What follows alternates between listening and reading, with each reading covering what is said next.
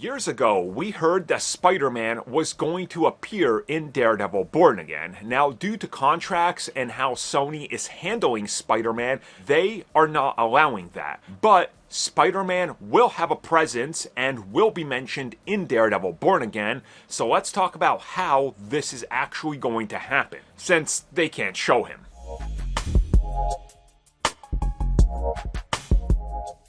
So most of you know that Sony is very much against featuring Peter Parker on streaming platforms. They do not want Spider-Man in streaming TV shows, especially for their competition, but also because they believe it devalues the character, which I don't believe, but hey, it's Sony, and obviously how they would have to get a back end of the money is probably a factor. When it comes to the films he's in, they get a portion of the money because, hey, he's being shared, right? It's an IP that's owned by Sony that Marvel is utilizing.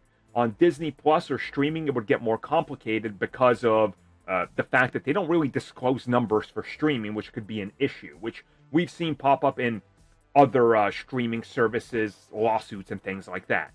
Either way, though, when it comes to Spider-Man and Daredevil, they go hand in hand. We've heard plenty of times, hey, these characters will cross paths.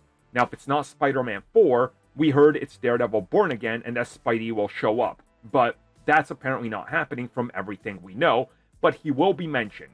So what we've heard recently is that he will be mentioned by Matt Murdock. Daredevil will mention him, or a case he had that was defending a teenager. But, again, he can't remember who it is, but he'll know of Spider-Man as well. On the other hand, we're going to have Wilson Fisk, who is giving a speech in regards to what he wants to do with the world and the whole vigilante problem. And he's going to mention Spider-Man by name as somebody that he directly wants targeted because he's a masked hero and a vigilante, and we need to clean up New York and the streets of these people who are taking law into their own hands. So you can see how this all kind of makes sense.